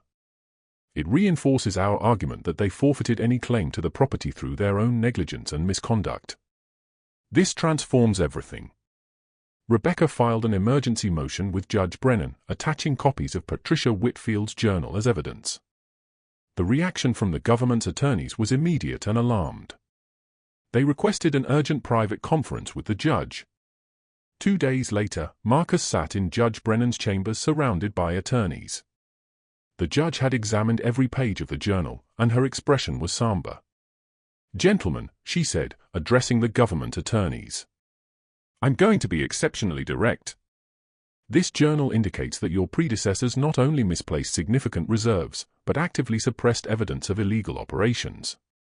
If this case proceeds to trial, you'll be exposing decades of classified initiatives to public examination. Is that genuinely what your superiors desire?" Director Caldwell appeared as though he'd aged a decade. "Your Honor, we need time to consult with our departments." "You've had 40 years, Judge Brennan said sharply. "You have 48 hours to negotiate a settlement with Mr. Whitfield, or I'm ruling in his favor and unsealing everything, including whatever Protocol 9 was genuinely financing."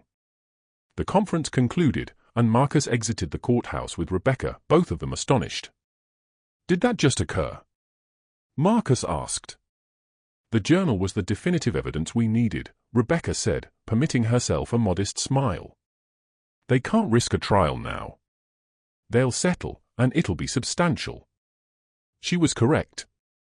36 hours later, the government attorneys contacted them with a proposal, $95 million, paid directly to Marcus in exchange for his agreement to surrender all classified records and maintain confidentiality about any operational specifics. The shelter itself and all non-classified contents would remain his property. Marcus sat at Judith's kitchen counter, examining the settlement terms. $95 million. A figure so enormous he couldn't quite grasp it. It would transform his existence, Sienna's existence, eliminate every financial anxiety he'd ever experienced. But the confidentiality provision troubled him. It meant he couldn't reveal the complete story of what his mother had uncovered, couldn't expose the misconduct she'd spent years documenting. "What would Mom want me to do?" he asked Judith. Judith remained silent for an extended period, then said, "Patricia wanted the truth exposed, but she also wanted you secure, liberated. I think she'd want you to accept the settlement, protect yourself and Sienna, and discover alternative ways to honor her memory." "We can navigate the confidentiality provision," Rebecca added. "It only restricts classified operational specifics. You can still discuss discovering the shelter, about the legal confrontation, about defending your rights. You just can't discuss particular covert missions. That's actually reasonable given national security considerations." Marcus thought about Sienna, about the existence this capital could provide her. University completely funded, zero student debt, opportunities he'd never imagined offering. He thought about his mother's note, "Believe in yourself." Perhaps believing in himself meant recognizing when to accept triumph, even if it wasn't absolute triumph. "I'll accept it," he said. "But I have stipulations of my own." The final settlement required 3 weeks to negotiate. Marcus insisted on several additional provisions. First, a public declaration from the government clearing his mother's name and acknowledging her devoted service. Second, the criminal accusations against him would be dismissed and expunged from all documentation. Third, he would maintain ownership of the shelter and the authority to convert it to any lawful purpose he selected. And fourth, $18 million of the settlement would be designated in a trust fund specifically for veterans and their families in Wyoming, managed by an independent committee. The government consented to everything. On a cloudy morning in late February, Marcus signed the settlement documents in Judge Brennan's courtroom. Television cameras weren't permitted inside, but journalists packed the courthouse entrance outside. When Marcus emerged, microphones extended toward him. He delivered a concise statement. "Today concludes a challenging period. I want to acknowledge my attorney Rebecca Torres, my mother's colleague Judith Palmer, and everyone who supported me throughout this confrontation. The settlement I've negotiated allows me to honor my mother's memory while constructing something beneficial for the future. This was never about personal enrichment, it was about defending what's righteous, even when powerful entities attempted to intimidate me into silence. A reporter called out, "What will you do with the capital?" Marcus smiled. "First, I'm purchasing my daughter proper winter boots. Beyond that, we'll see." The press chuckled, and Marcus descended the steps to where Sienna and Judith waited. Sienna embraced him tightly, and for the first time in months, Marcus felt like he could exhale. The capital appeared in his account 3 days later. $95 million minus taxation and Rebecca's compensation left him with $64 million, a sum so absurd he had to verify the balance 5 times to believe it was genuine. He'd transitioned from struggling to cover rent to being wealthier than everyone he'd ever known combined. The first action he took was purchasing Sienna those winter boots, along with a proper winter coat, new clothing, and everything else she'd required for the past 3 years. Then he enrolled her in a private academy that could challenge her intellectually and help her recover from the trauma of recent months. For himself, he purchased a modest residence on Cheyenne's outskirts. Nothing extravagant, just a comfortable 3-bedroom with a workshop where he could finally organize his mother's equipment. He cleared every debt he carried, then established trust funds for Sienna's education and his own retirement. But the majority of the capital, he recognized, wasn't intended for personal comfort. It was intended for purpose. Marcus spent weeks consulting with community leaders, non-profit directors, and ordinary people who'd struggled the way he had. He learned about the single fathers working multiple occupations, the veterans battling PTSD and housing instability, the children attending school hungry, the elderly choosing between medications and food. He'd experienced that existence. He understood what it meant to be overlooked, to be told your struggles didn't matter because you weren't influential enough. 2 months after the settlement, Marcus announced the Whitfield Foundation, named for his mother. It would concentrate on 3 areas: supporting military families, providing opportunities for single parents, and preserving Cold War history. The foundation would be financed with $38 million from his settlement, with Marcus serving as executive director. The announcement generated national coverage. Suddenly, Marcus wasn't merely the man who'd fought the government over concealed gold reserves. He was the man who'd prevailed and then chose to donate most of it. The shelter, his original $800 investment, became the foundation's headquarters. Marcus hired contractors to renovate Level 1 into administrative space and conference rooms. Level 2, where the winter chamber sat vacant now, was converted into a Cold War museum documenting the installation's history and the broader context of that era.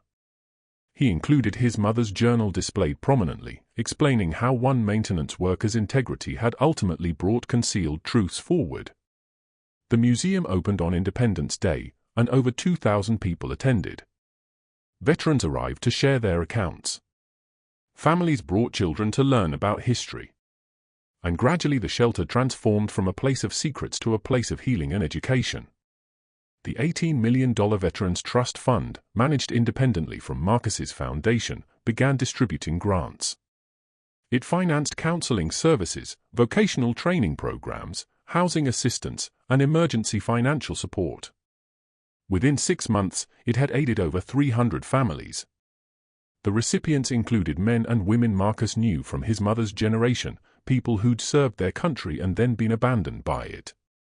One morning, an elderly veteran named Gerald appeared at the foundation office. He'd known Patricia Whitfield at the base, had worked alongside her for years. He clasped Marcus's hand with tears in his eyes. "Your mother," Gerald said, his voice fracturing. "She lent me capital once when my son was sick and I couldn't afford his medications. She never requested repayment. Never made me feel diminished about needing assistance. She was the finest person I ever knew. And now you're continuing her legacy, helping people the way she always did. She'd be so proud of you." Marcus embraced the old man, his own eyes moistening. "She left me a road map," he said softly. "I'm just following it." The foundation expanded rapidly.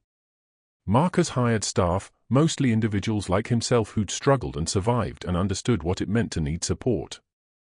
He partnered with schools to provide scholarships, with housing authorities to support homeless veterans, with healthcare providers to offer free counseling. The impact spread through the community, touching hundreds of lives. One afternoon, Marcus received a call from a man named Jonathan, a single father of 3 who'd received a foundation grant that covered his rent for 6 months while he completed technical training. Jonathan came to the office with his children, wanting to thank Marcus personally. "You rescued us," Jonathan said, his voice thick with emotion. "I was 2 weeks from eviction. I'd worked so hard to get into the training program, and I was going to have to abandon it because I couldn't manage rent and tuition. Your foundation gave me the breathing space I needed. I graduate next month, and I've already secured a position at the power plant. My kids are going to have stability for the first time in their lives." Marcus looked at Jonathan's children, 3 pairs of eyes watching their father with pride and relief, and saw himself and Sienna reflected back. This was why the fight had mattered. Not for the capital itself, but for the opportunity to elevate others the way he'd been elevated. "You did the hard part," Marcus told Jonathan. "You didn't surrender. You kept advancing even when everything seemed impossible. That's all you. We just helped clear a few obstacles."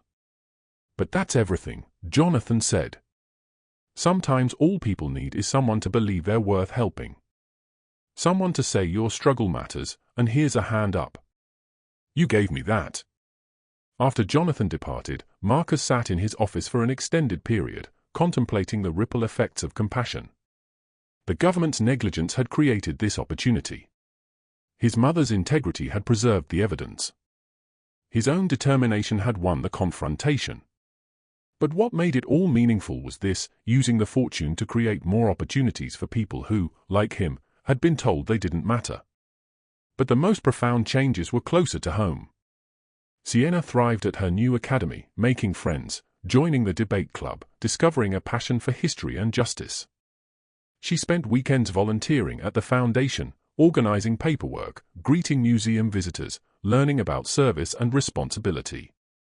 One evening, as they sat on their back deck watching the sunset, Sienna said, "Dad, I've been thinking about college." "Yeah, what about it?"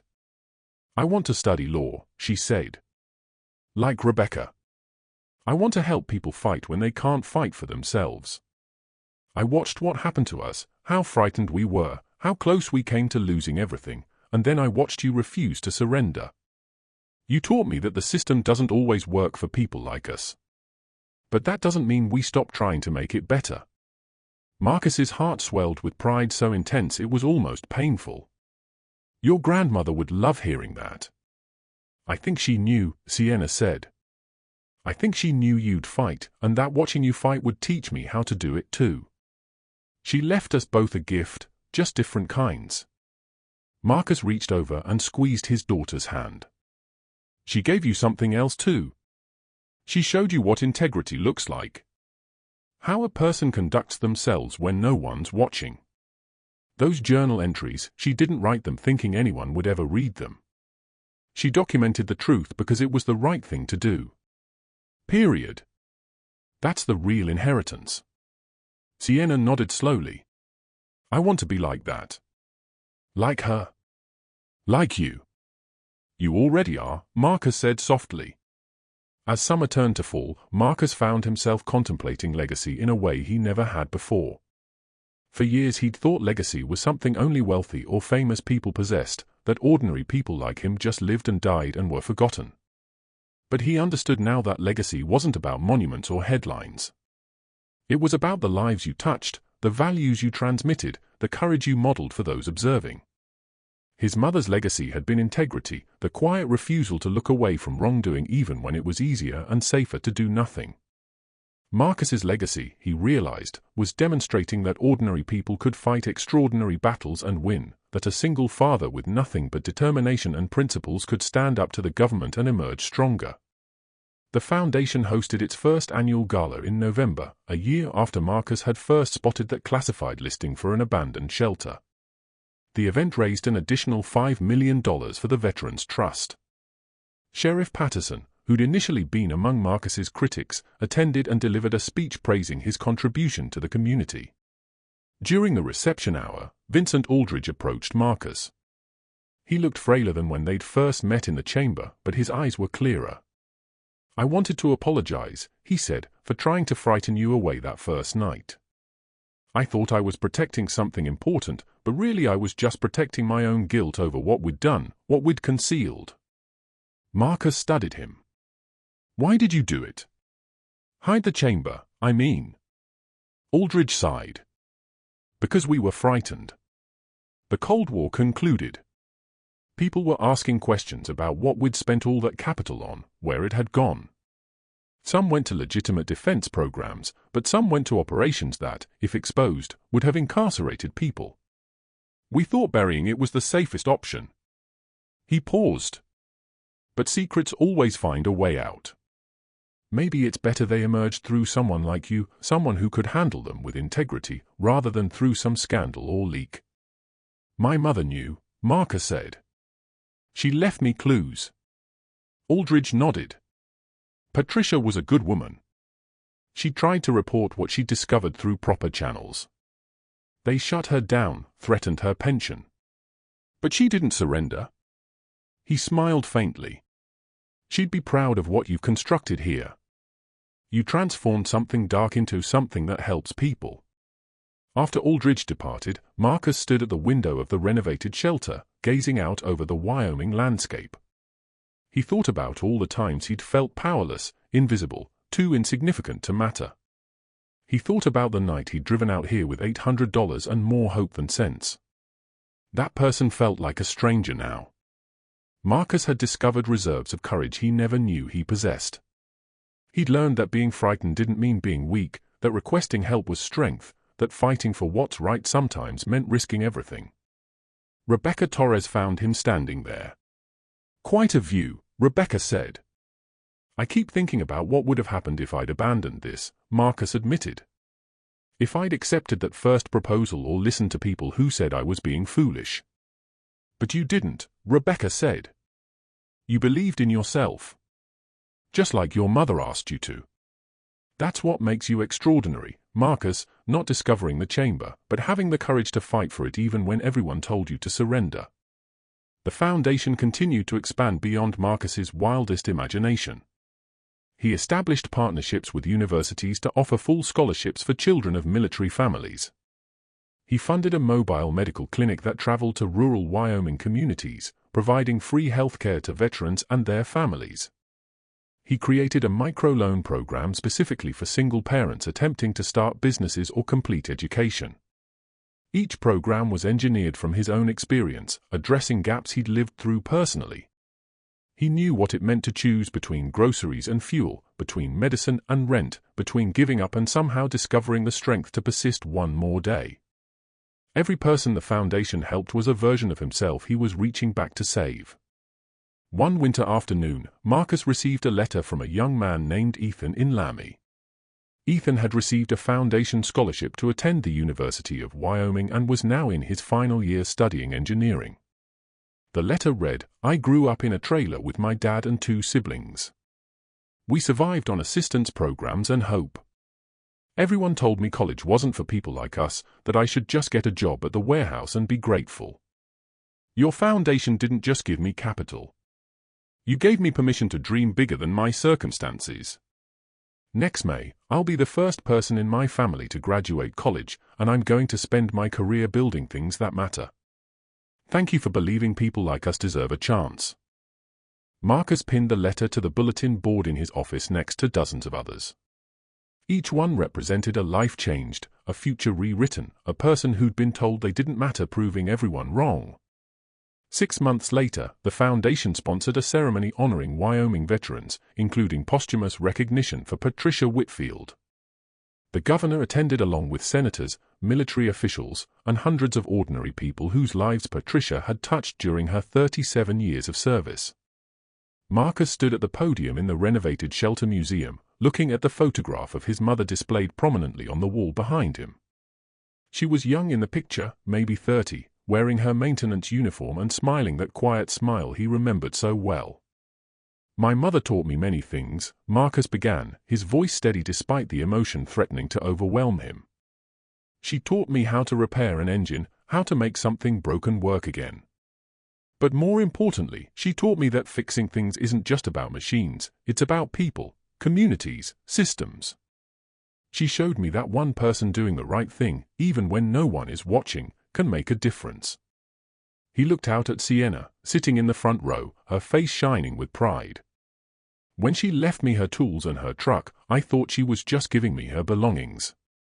But she was giving me something far more valuable, her belief that I was strong enough to carry on her work, to fight battles she couldn't finish, to build something lasting from the foundation she'd laid. He gestured to the renovated shelter around them. This place started as a secret, something hidden and shameful. Now it's a beacon helping veterans and families across Wyoming.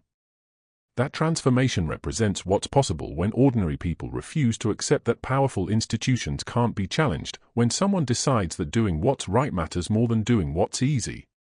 The audience rose in a standing ovation that lasted several minutes. Marcus saw veterans wiping tears, families embracing each other.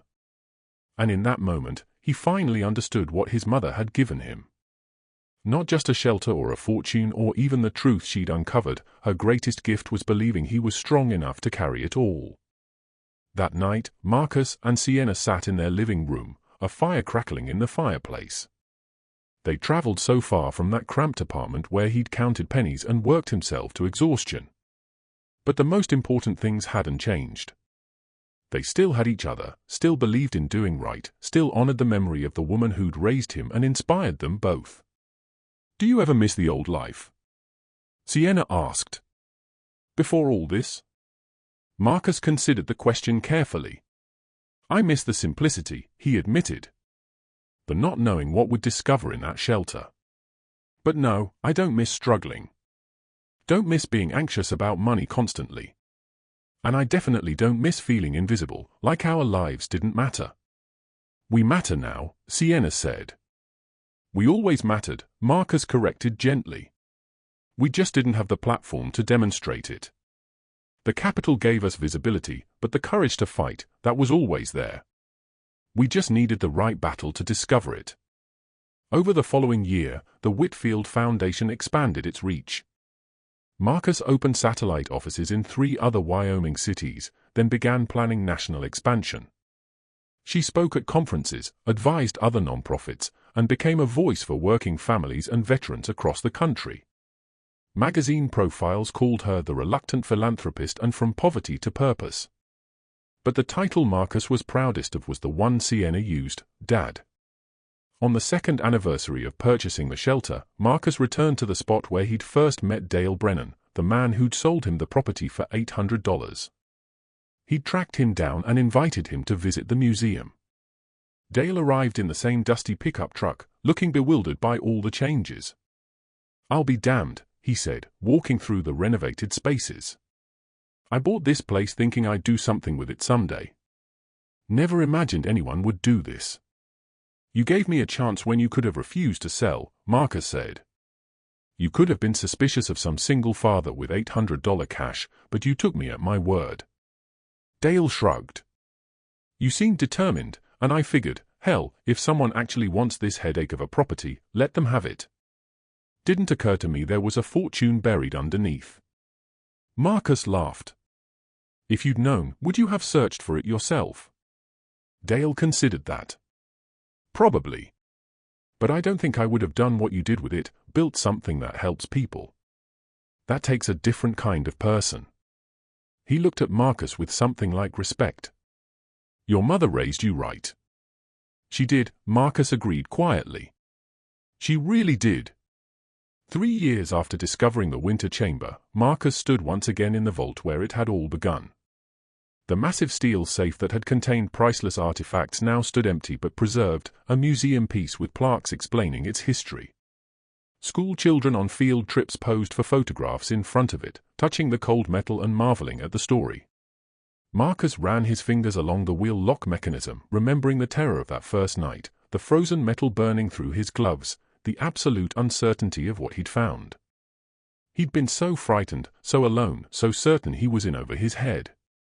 He'd been right about being in over his head, but he'd been wrong about being alone. Judith had stood with him. Rebecca had fought for him. Sienna had believed in him. And underneath it all, his mother's faith had carried him through the darkest moments. Patricia Whitfield had known he was stronger than he believed, and she'd trusted him with a truth that needed telling. That truth had cost him months of fear, had nearly destroyed his reputation, had put his daughter in danger. But it had also revealed who he truly was, not just a survivor scraping by, but a fighter who could confront governments and corruption and emerge victorious. More importantly, it had given him purpose. The Whitfield Foundation had now helped over 2,000 families. The Veterans Trust had distributed $45 million in aid.